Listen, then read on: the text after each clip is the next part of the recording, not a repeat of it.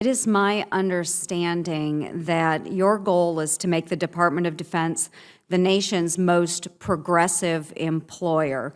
Is this true? Just a simple yes or no, please.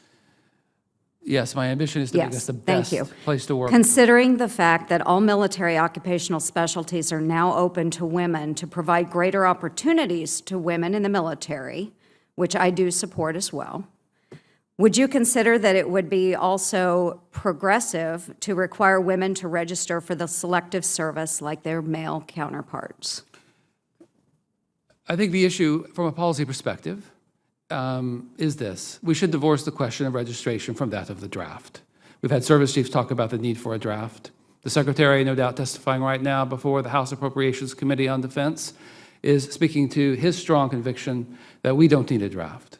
The Center for Naval Analysis just this week came out and said that only 13% of youth are even eligible to serve in the military. But whatever one might think about a contingency in which a draft might be needed, the more interesting public policy question is whether the registration requirement is necessary for it. The GAO has said differently to that. So I think we need to look at that. Stance of the administration, your stance is that there should be no selective service. No, that is my personal view about it. You asked me the policy questions that this committee and the rest of the nation must address is whether the registration requirement is still a viable, still a necessary one for us.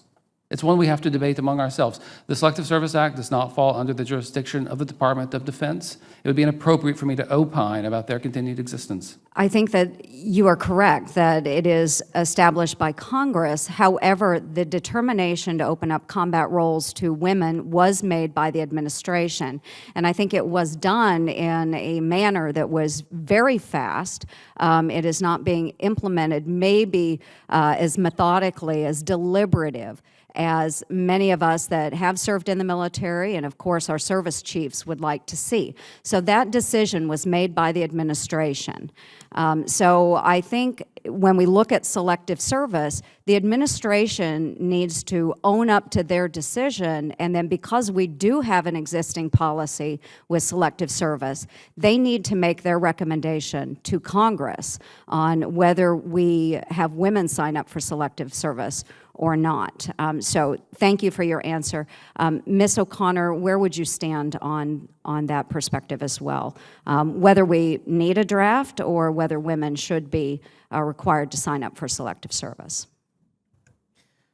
I don't, as a lawyer, I don't have a view on whether we need a draft. I think that's something that the military departments and other experts in the area should comment on. And I agree with what Mr. Carson said, that there is a policy discussion that needs to take place about exactly what the military's needs are and what the country's needs are, both for registration and for a draft. There's obviously a statute, and so for that to change, it will require an act of Congress. And I think that there needs to be a dialogue on it. I do think there needs to be a dialogue, and considering the fact that we're trying, the administration is trying to make our military forces, the DOD, the most progressive employer out there, I think then the administration, the DOD, does need to come back with us on these policy discussions, and they need to have an opinion on that. So if there's anything that I would recommend that you take back to the administration, it would be that they need to find a stance on this so that we can be best advised of their position. Mr. Carson, many of the Force of the Future proposals really mirror some of the unique benefits of the Fortune 500 companies. And I think you spent a lot of time working with these companies on their benefits. But I would state that no one at any of these Fortune 500 companies takes an oath to the Constitution to defend us against enemies, foreign or domestic, and these employees certainly do not enlist with the understanding that they may make the ultimate sacrifice to our country in an effort to accomplish their assigned mission or to protect their fellow service members on their left or their right. At what point did you involve service members in your discussion for our Force of the Future proposals? It is precisely because they make those kind of commitments that they do risk their life, that we have an extraordinary obligation to take care of them.